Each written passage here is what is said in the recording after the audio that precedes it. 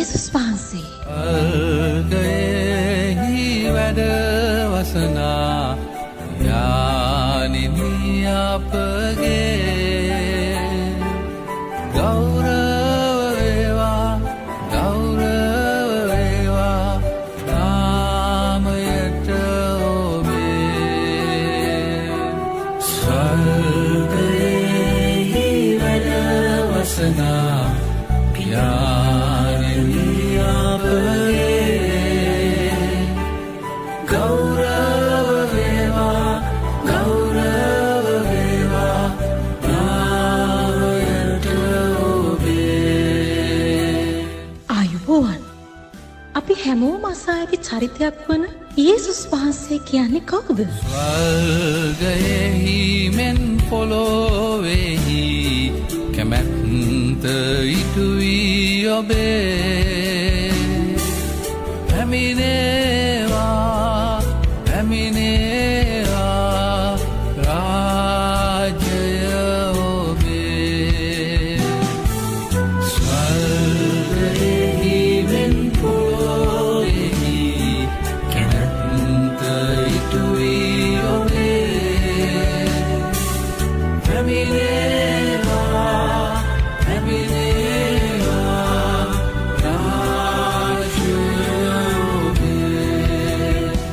උන්වහන්සේව දැන හැඳින ගන්නේ කෙසේද? ඒ වගේම උන්වහන්සේ සමග පුද්ගලික ලිංගතු සබඳකමක් ඇති කරගන්නේ කෙසේද? දවස් පතාපව පෝෂණය කළ මැනව දවස් පතාපව පෝෂණය කළ මැනව අපන් අයට තමා කලාක් මෙන් අපටද කළ මැනව අපන් අයට තමා කලාක් මෙන් අපටද කළ මැනව පරීක්ෂාවෙන් අපව ආරක්ෂා කළ මැනව පරීක්ෂාවෙන් අපව ආරක්ෂා කළ මැනව එරෙහිව අපට එන සතුරාගෙන් අප මුදවා ගත මැනව එරෙහිව අපට එන සතුරාගෙන් අප මුදවා ගත මැනව.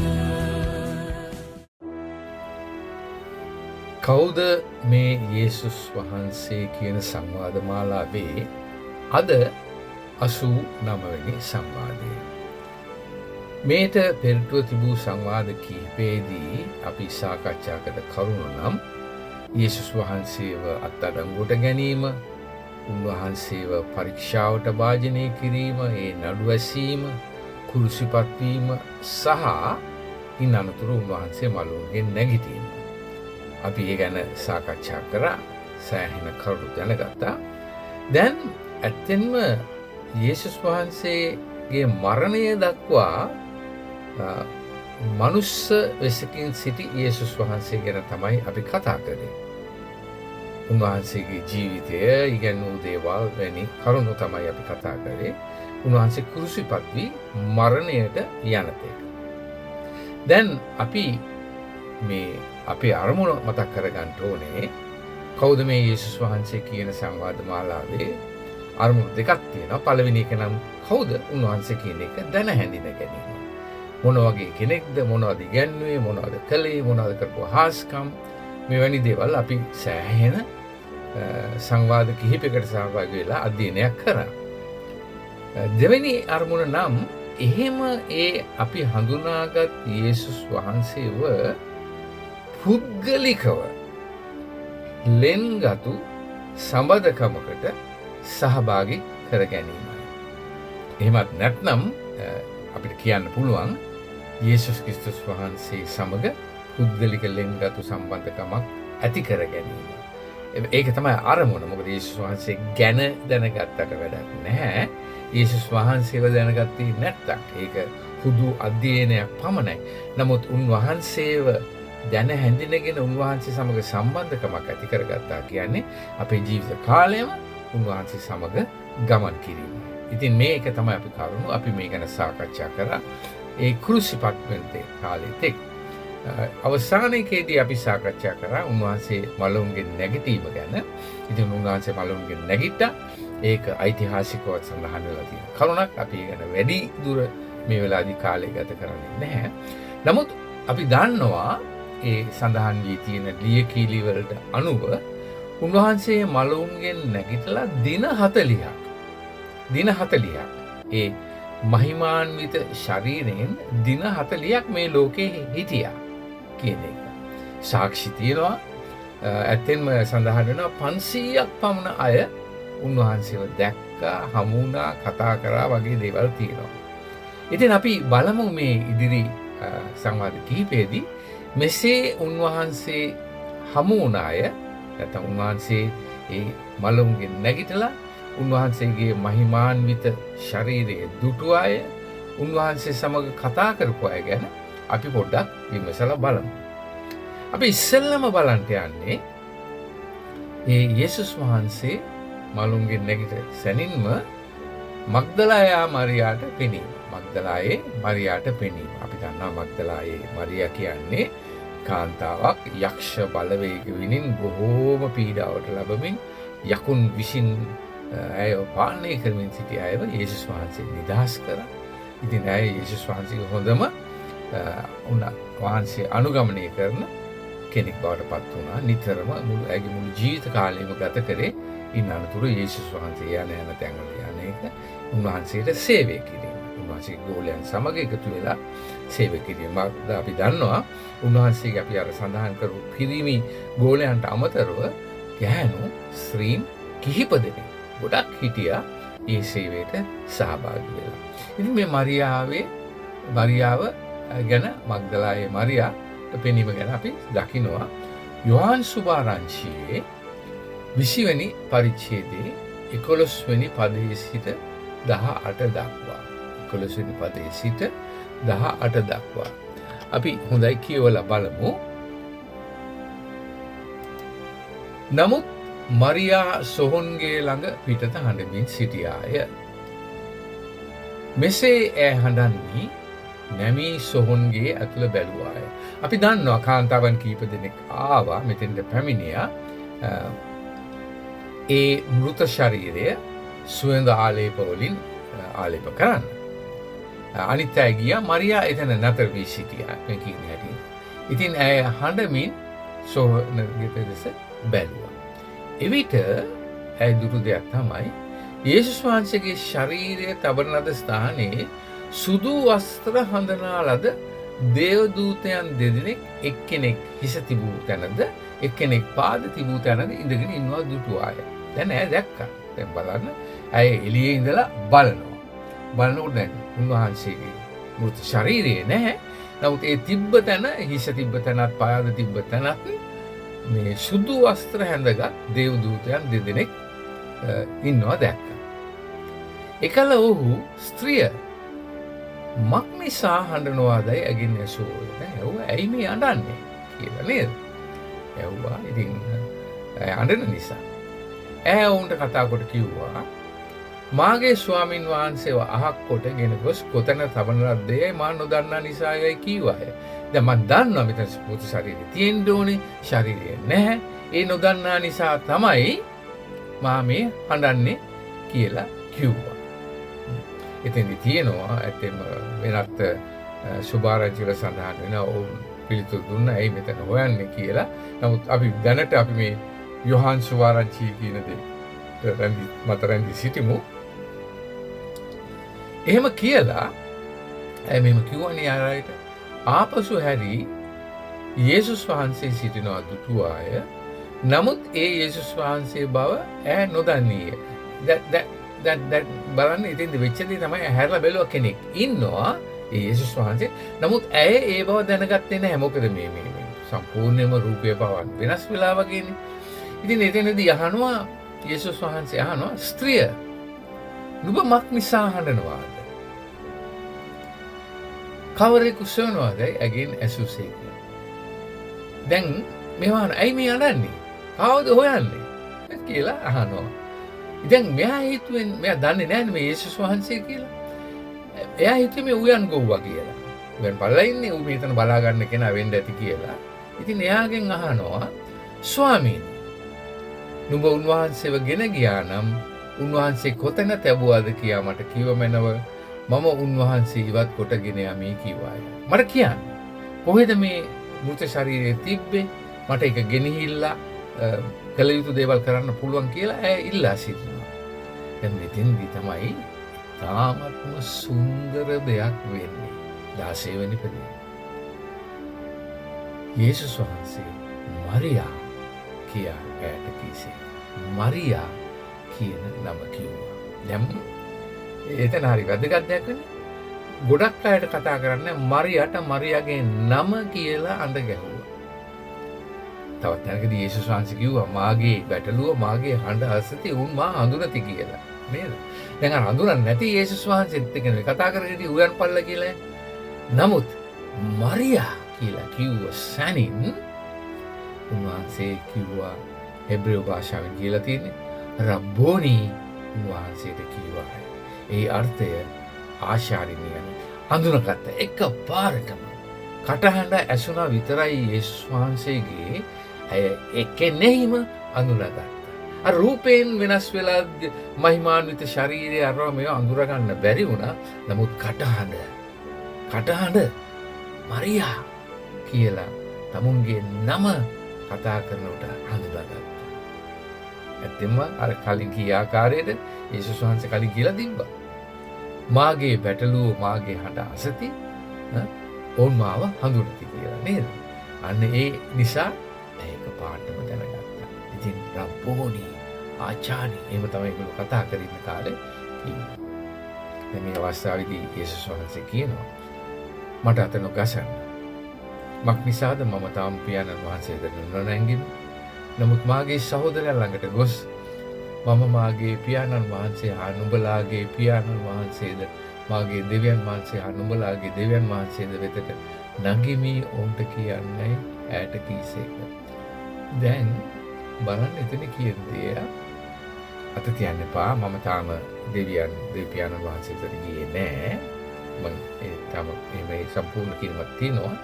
හැබැයි ගෝලයන්ට කියලා කියන්නේ මගේ සහෝදරයන්ට කියන්නේ. එවුණද ඒක? නමුත් මාගේ සහෝදරයන් ළඟට ගොස් ඒ තමන්ගේ ගෝලයන්ව තමන්ගේම සහෝදරයන් හැටියට තමයි උන්වහන්සේ ආමන්ත්‍රණය කරන්නේ. කියන්නේ ඒගොල්ලන්ට කියලා. මම මාගේ පියාණන් වහන්සේ හා නුඹලාගේ පියාණන් වහන්සේ. දැන් මගේම පියාණන් වහන්සේ නුඹලාගේත් පියාණන් වහන්සේ. ළඟට මම ගියා කියලා කියන්නේ. ඒ වගේම මම මාගේ පියාණන් නුඹලාගේ පියාණන් වහන්සේ මාගේ දෙවියන් වහන්සේ සහ නුඹලාගේ දෙවියන් වහන්සේ වෙතට. දැන් මගේ දෙවියන් වහන්සේ නුඹලාගේ දෙවියන් වහන්සේට ගියා කියලා කියන්න කිව්වා. ඉතින් ඊපස්සේ මග්දලාවේ මරියා ඇවිත් ඒ ගෝලයන්ට කිව්වා ස්වාමීන් වහන්සේ දුටු බව. උන්වහන්සේ ඒ දේවල් ඈට කී බවද ගෝලයන්ට කියනවා. ඒ කියපු දේවල් පණිවිඩේ ඇවිල්ලා ආපහු කිව්වා. ඉතින් සඳහන් වී ඇති පරිදි යේසුස් වහන්සේ මලුන්ගෙන් නැගිට ප්‍රථමයෙන්ම පෙනී සිටියේ මග්දලායේ මරියාට. දැන් දෙවනුව උන්වහන්සේ තම අපොස්තලවරුන් වෙතට ප්‍රකාශ වුණා. ඒකත් යොහන් සුභාරංචි 20 වෙනි පරිච්ඡේදයේම 19 වෙනි පදේ ඉඳලා 29 වෙනිකන් තියෙනවා. අපි බලමු මොනවද උනේ කියලා. සතියේ පළමුවෙනිදා වූ ඒ දවසේ, ඒ කියන්නේ ඉරිදා. සති පළවෙනිදා. ඒක වැදගත් එක මතක තියාගන්න. ඒ දවසේ සවස් වූ කල යුදෙවරුන්ට බයින් දොරවල් වසා තිබෙද්දී දැන් මෙහෙමයි. දැන් ගෝලිය ඔක්කොම පැනලා ගියානේ. යේසුස් වහන්සේව අල්ලගත්තා. යේසුස් වහන්සේව කුරුසිපත් කරා. ඒ කුරුසිපත් කරන අවස්ථාවේ එතන හිටියේ යොහාන් පමණයි. අනිත් ගෝලියෝ හොයාගන්නවත් නෑ. එක්කෙනෙක් නම් මේ එල්ලිලා මැරුණනේ. ජූදාස් ඉස්කරියොත් මතකද? යේසුස් වහන්සේ පාව දුන්න කෙනා. එයා සියදිවි නැසගත්තා. ඒතකොට 11 දෙනා ඉතුරුලා හිටියේ. ඒකෙන් එක්කෙනෙක් යොහන් එයා කුරුසිය ළඟ හිටියා. අනිත් 10 දෙනා පැනලා ගිහිල්ලා හැංගිලා. මේ බයෙන් නේද? යුදෙවරුන්ට බයෙන්. දොරවල් වසා තිබෙන්නේ. දැන් එහෙම අවස්ථාවේදී ගෝලයන් එක්ව සිටි තැන්හි දැන් එතන ඒ ගෝලයන් හිටියා. මෙතන කියන හැටියට නම් 10 දෙනයි හිටියේ. අපි කියන්නේ ඇයි කියලා මොකද එක්කෙනෙක් හිටියේ නැහැ කියලා කියනවා. ඉතින් අනිත් 10 දෙනා හිටියයි කියලා අපිට හිතන්න පුළුවන්. ගෝලයන් එක්ව සිටි තැන්හි යේසුස් වහන්සේ ඇවිත් මැද සිට නුඹලාට සමාදානය වේවායයි කියා ඔවුන්ට කීසේක. මොහොතක් සිතේ චිත්‍රයක් මවා ගන්න. ඔබ ඒක ගෝලයෙක් කියලා හිතන්නකො. බය වෙලා. අපිවත් අල්ලලා අපිව මරයිද දන්නේ නැහැ. පොඩ්ඩක් ගෑහිලා කාමරයකට වෙලා දොර වහගෙන ඉන්නවා. අනිත් ගෝලයන් සමග මොනවා වෙයිද දන්නේ කියලා. මේ මොහොතේම ඔවුන් මැද්දේ යේසුස් වහන්සේ පෙනී සිටිනවා. පොඩ්ඩක් බලන්නකො මොන වගේ එතන වෙනස් වීමක් ඇති වෙන්න කියලා. ඒකලා කියනවා නුඹලාට සමාදානය වේවායි කියලා ඔවුන්ට කීසේක. උන්වහන්සේ මෙසේ කියා තමාගේ අද්ද ඇලේද ඔවුන්ට දැක්වූසේක. එවිට ගෝලිය ස්වාමීන් වහන්සේ දැක සන්තෝෂ වුණා. පෙන්වද්ද කටු ඇන ගහපු අත් දෙකක් කකුල් දෙකක් අර ඇලයට ඇන්නනේ ඒකත් පෙන්වුවා. දැන් ඒගොල්ලෝ හරියට සන්තෝෂ වුණා. ආයිති සන්තෝෂ නොකි වෙන මොනවා කරන්නද නේද? පුදුම විදියට සන්තෝෂ වෙන්නේ නැති. මේක හැබැයි ඒගොල්ලෝ බලාපොරොත්තු වෙච්ච දෙයක් නෙවෙයි. අහලා තියනවා එනවයි කිව්වා. නමුත් මෙහෙමනේ මේක මහා බලවත් හාස්කමක් වගේනේ මේක. හාස්කමක් තමයි මේක. හරිද? ඉතින් සන්තෝෂ වුණා. ඉතින් යේසුස් වහන්සේ කියනවා නැවතත් උඹලාට සමාදාන වෙන්න නැවත ඔහුට කියා. පියාණන් වහන්සේ මා එව්වා මෙන් මමත් නුඹලා යවමි කීසේක. දැන් ඔන්න වැඩ පටන් ගන්න වෙලාව. පියාණන් වහන්සේ මාව එව්වා මේ ලෝකෙට. ඒ වගේම දැන් මම යනවා. මා වගේම නුඹලාවත් ලෝකයට යවනවා. කියනවා.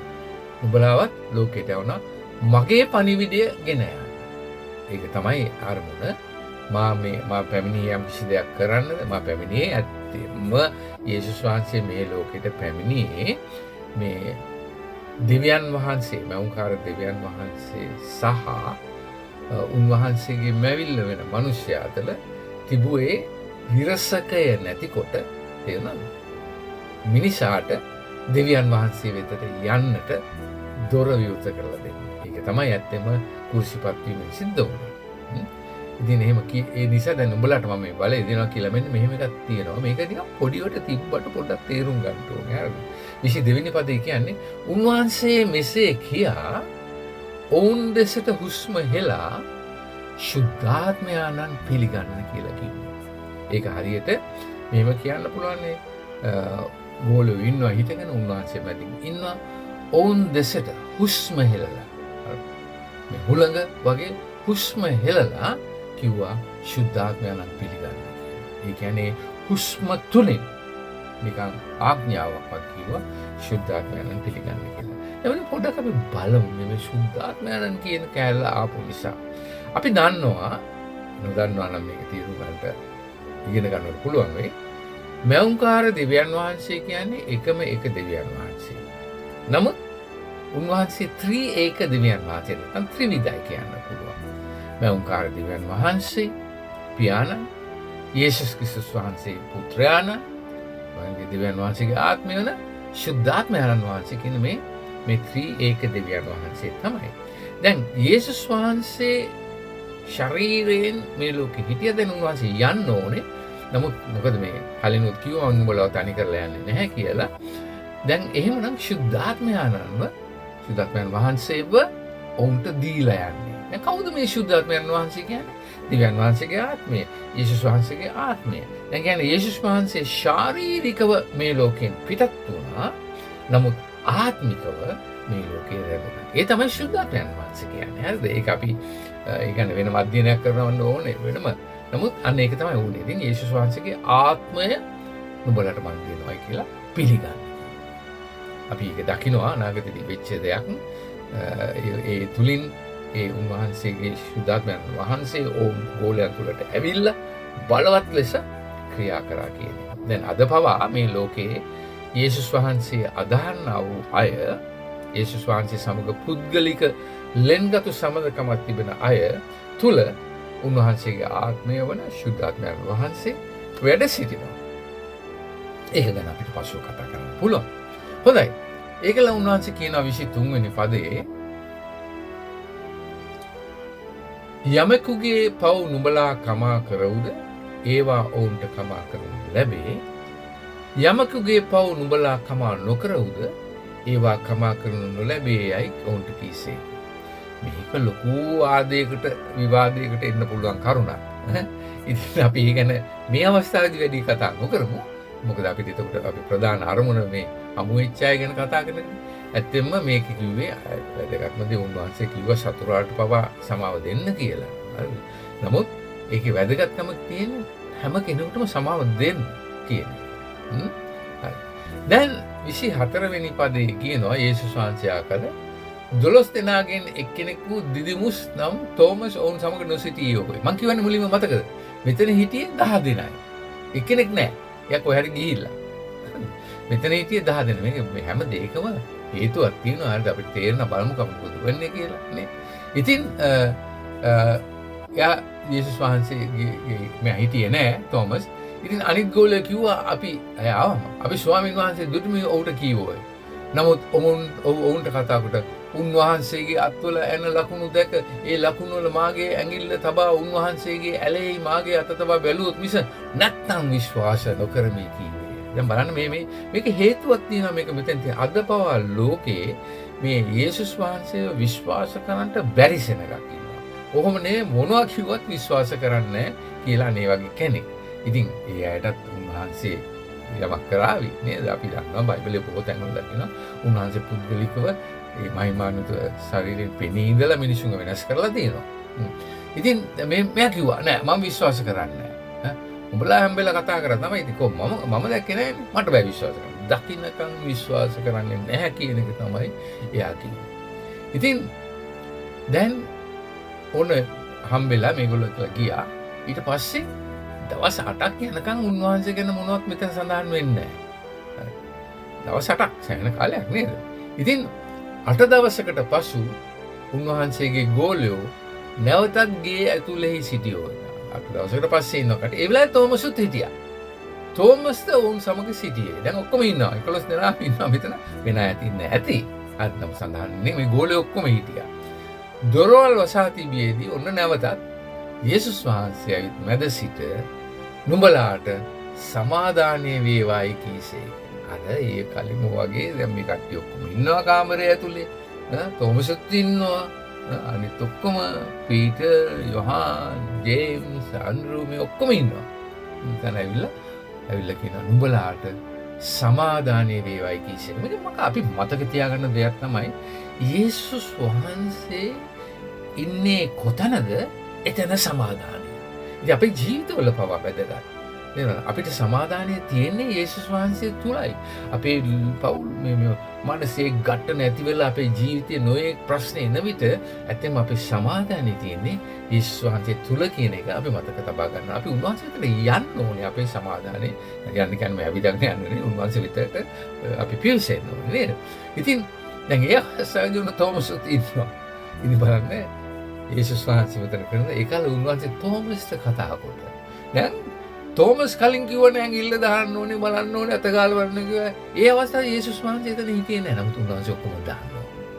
තෝමස් කලින් කියපු දේ දන්නවා. උන්වහන්සේ සියල්ල දිව්‍යන් වහන්සේ නිතියදී තෝමස්ට කතා කරලා කියනවා උඹේ ඇඟිල්ල මෙහි දිගුට මාගේ අත් බලන්න. නුඹේ අත දිගුට මාගේ ඇලේ බලන්න. අල්ලන්න අතගාල බලන්න. අවිශ්වාසය නොකොට විශ්වාස කරන්නේ කීසේ.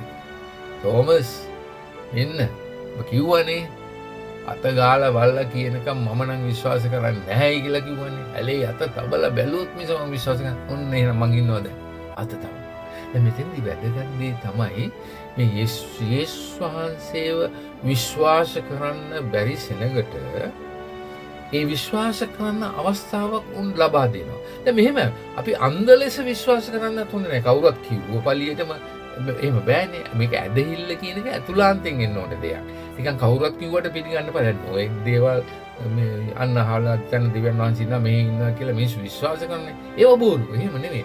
අන්ධ විශ්වාසයක් නෙවෙයි. හරියට දැනගන්න ඕනේ. ඇදහිල්ලෙන්. ඇදහිල්ල කියන්නේ මේ නිකන් අන්ධ විදිහට නේ හොයලා බලලා ඔක්කොම කරලා මේ පරීක්ෂාවක් පාස් කරලා ඔක්කොම කරලා තමයි ඒක තරක දින්නේ හරියට විභාගයක් පාස් වෙනවා වගේ ඇදහිල්ලක් ඇති වෙනවා. අනේ ඇදහිල්ල තුලින් තමයි කරන්නේ. ඉතින් කියනවා නුඹේ අත දිගට මාගේ ඇලෙහි බහලා අවිශ්වාස නොකොට විශ්වාස කරන්නයි කීසේක. දැන් මේ වෙලාවේ තෝමස් පොඩ්ඩක් හිතන්න තෝමස් මොන තරම් කඩාගෙන හැලෙන්නේ කියලා නේද? අනේ මේ මිනිස්සයා නේද? තෝමස් උත්තරෙන් කියනවා මාගේ ස්වාමීනි මාගේ දෙවියනි උන්වහන්සේට කීවේ. ඉතින් ආයෙ නෑ ඉතින් පිළි නොගෙන ඉන්නේ කොහොමද නේද? මෙන්න ඒ සිද්ධිය එහෙම වුණා. ඉතින් නමුත් එතෙන්දී යේසුස් වහන්සේ කියනවා නුඹ මා දුටු බැවින් විශ්වාස කළෙහිය. නොදුටු නොමුත් විශ්වාස කළ වූ අය ආශිර්වාද ලද්දෝයයි යේසුස් වහන්සේ කීසේක. දැන් මෙතන පොඩ්ඩක් අපි නතරලා පොඩ්ඩක් කල්පනා කරමු. දැන් ඔබ දැක්කා මේ උඹලා ඔක්කොම දැක්කානේ. මම මෙතන හිටියා කෑවා බීවා උඹලා දැක්කා මං කුලිසිපත් වෙනවා මම මලුන්ගෙන් නැගිට්ටා කියලා දැක්කා. ඉතින් හරි ඒක හොඳයි ඔයගොල්ලෝ විශ්වාස කරා. නමුත් එන්න යන වසරයක් මාව දකින්නේ නැතුව විශ්වාස කරනවා. දැන් කාගෙනද මේ කියන්නේ? මේ දැන් මේ ලෝකේ ඉන්න මා අතිවිශාල ජනක යේසුස් වහන්සේ අදහන අය. තේරුණා? යේසුස් වහන්සේ අදහන උන්වහන්සේ අපි දැකලා නැහැ නේද? අපි දැක්කේ නැහැ මේ ඉන්නවා කුරු ජන ගාන අවුරුදු 2000කට කලින් වෙච්ච ඒවානේ. අපි අහලා තියෙනවා කවුද මේ යේසුස් වහන්සේ කියන ඒ ප්‍රශ්නයට අපි පිළිතුරු හොයමින් ඉඳලා දැන හැඳින්ගෙන ඒක තැනට ඇවිල්ලා. දැන් අපි විශ්වාස කරනවා. අපි යේසුස් වහන්සේව අදහනවා. ඒ නිසා අපි ආශිර්වාද ලද්දෝයි කියලා උන්වහන්සේ කියලා තියෙනවා. ඉතින් ඇත්තම කියනවා නම් යේසුස් වහන්සේ සමග පුද්ගලික ලෙන්ගතු සම්බන්ධකමක් තිබෙන තැනැත්තා හෝ තැනැත්තිය අතිශයින්ම ආශිර්වාද ලද්දේ. ඉතින් නැත්තෙන්ම අපේ අරමුණත් ඒකයි. මේ කවුද මේ යේසුස් වහන්සේ කියන වැඩ සටහන් මාලාව තුනේ සංවාද මාලාව තුනේ අපේ අරමුණ යේසුස් වහන්සේ හඳුනාගෙන ඒ තුලින් ඔබ හඳුනාගෙන විශ්වාස කොට ඇදහිල්ලකට ගොස් උන්වහන්සේ සමග පුද්ගලික ලෙන්ගතු සම්බන්ධ ඇති කර ගන්න. එවිට ඔබත් ආශිර්වාද ලද්දෙක් වෙනවා. හොඳයි අපි ඉදිරි සතිවලදී තව මේ ඉදිරි දිනවලදී වෙච්ච දේවල් ගැන කතා කරමු. ඉතාමත්ම සුන්දර කතා කිහිපයක් තියෙනවා. නමුත් අපි නැවත ඔබ සමග හමු වන තෙක් ඔබ සැමට ජේසු පිටයි.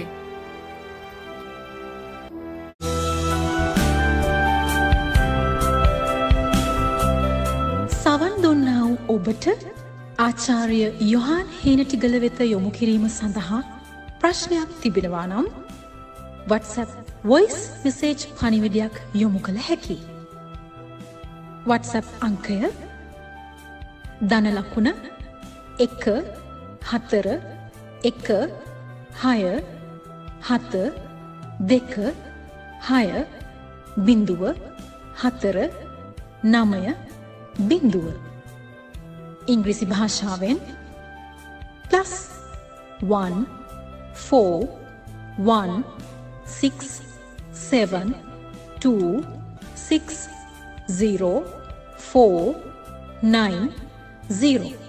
ආචාර්ය යොහාන් හේනටිගලගේ තවත් ඉගැන්වීම් සඳහා opviha.com opviha.com වෙබ් අඩවිය වෙත පිවිසෙන්න.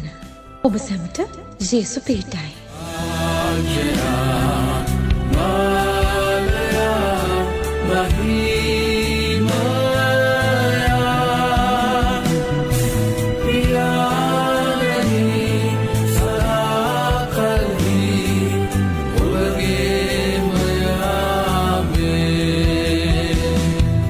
Again.